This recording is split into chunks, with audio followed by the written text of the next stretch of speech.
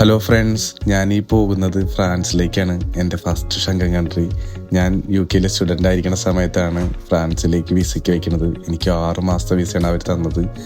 അത് first attempt തന്നെ 6 മാസം കിട്ടിയത് എനിക്ക് ഭയങ്കര ഒരു ഭാഗ്യമായിട്ട് തോന്നി. ഞാൻ എന്നിട്ട് ഫ്രാൻസിലേക്ക് പോകുമ്പോൾ ആദ്യം പാരീസ് കാണണം. പാരീസിൽ ഈഫിൾ ടവർ കാണണം, എല്ലാവരെമാതിരി ഒരു ഫോട്ടോ എടുക്കണം, താഴെ പോയിട്ട് അതായിരുന്നു. അതിന് ഞാൻ ഈഫിൾ ടവറിൻ്റെ അവിടേക്ക് പോയി. അവിടെ ആദ്യം ചെന്ന് കണ്ടത് കുറെ ഇരുമ്പ് കമ്പികൾ കൊണ്ട് എന്തോ ഉണ്ടാക്കിയിരിക്കണം വലിയൊരു ഗോപുരം. അത് ഈ തുരുമ്പ് പിടിച്ച ഫീലിലാണ് കളറൊക്കെ എനിക്ക് തോന്നിയത്. പക്ഷെ രാത്രി അതിൻ്റെ ലൈറ്റ്, ഒരു ഗോൾഡൻ കളർ ലൈറ്റ് കിട്ടുമ്പോൾ പാരീസ് മൊത്തം നമുക്ക് ഗോൾഡൻ കളർ കാണാൻ പറ്റും.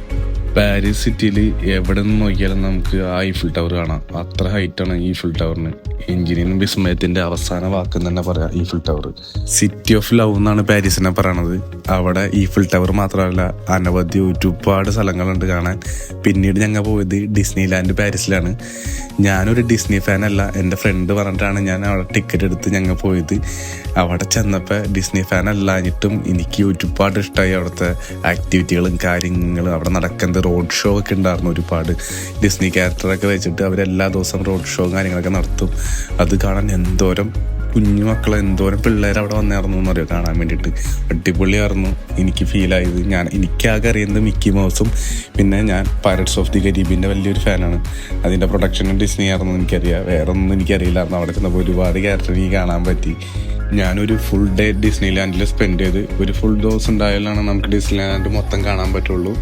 രാത്രി ഓവർനൈറ്റ് ലൈറ്റ് ഷോ ഉണ്ട്. ഇനി എപ്പോഴും പാരീസിൽ ഡിസ്നി ലാൻഡിൽ പോകണവർ മസ്റ്റായിട്ടും അതും കൂടി വാച്ച് ചെയ്തിട്ട് വേണം അവിടെ നിന്ന് പോരാൻ. പിന്നീട് ഞാൻ പോയത് ലോകത്തിലെ ഏറ്റവും വലിയ മ്യൂസിയമായ ലൂവർ മ്യൂസിയത്തിലേക്കാണ്. അവിടെയാണ് മൊണാലിസയുടെ ഒറിജിനൽ പെയിൻറ്റിങ് ഇരിക്കുന്നത്. അത് ഞാൻ കാണാൻ വേണ്ടി പോയി നിന്ന് ഇടിയും തിക്കും തിരക്കിനും പെട്ടിട്ടാണ് ഞാൻ അവിടെ പോയത് കണ്ടത്. അമ്മാതിരി തിരക്കായിരുന്നു കാലത്ത് തന്നെ. ഏതു നേരവും ക്രൗഡഡ് ആയിരിക്കും. ഒരുപാട് ആൾക്കാർ വന്നിട്ടുണ്ട് ഈ പെയിൻറ്റിങ്ങിനെ കുറിച്ച് പഠിക്കാനും ഇതൊക്കെ കാണാനും ആസ്വദിക്കാനും വേണ്ടിയിട്ട്. ഞാൻ പാരീസ് വിസിറ്റ് ചെയ്യുന്ന സമയത്ത് ഒരുപാട് പണികൾ നടക്കാറുണ്ട്. കാരണം പാരീസ് ഒളിമ്പിക്സ് നടക്കാൻ ഏതാനും മാസങ്ങളുണ്ടായിരുന്നുള്ളൂ. 8-9 മാസം കൂടി ഉണ്ടായിരുന്നു പാരീസ് ഒളിമ്പിക്സ് നടക്കാൻ. അപ്പം അതിൻ്റെ തിരക്കാറുണ്ട്. ഫുൾ റോഡുകളിൽ പണികളൊക്കെ ആയിരുന്നു. അങ്ങനെ പിന്നെ ഞാൻ ആദ്യമായിട്ട് ഒരു ഡബിൾ ഡക്കർ ട്രെയിൻ കാണുന്നത് പാരീസിൽ പോയിട്ടാണ്. അത് കഴിഞ്ഞിട്ട് ഒരുപാട് കണ്ടു. പക്ഷെ ആദ്യം കാണുന്നത് ഞാൻ ഫ്രാൻസിൽ ചെന്നപ്പോഴാണ്, പാരീസിൽ ചെന്നപ്പോൾ. അങ്ങനെ ഒരുപാട് നല്ല കാഴ്ചകളും നല്ല അനുഭവങ്ങളും ഒരുപാട് അറിവുകളും നേടി ഞാൻ അവിടെ നിന്ന് യാത്ര ചെയ്തു. അടുത്തത് ഞാൻ അവിടെ നിന്ന് ഫ്ലൈ ചെയ്തത് സ്വിറ്റ്സർലാൻഡിലേക്കാണ്. എൻ്റെ അടുത്ത വീഡിയോ സ്വിറ്റ്സർലാൻഡ് വീഡിയോ ആയിരിക്കും. അടുത്ത വീഡിയോയിൽ കാണും വരെ ബൈ.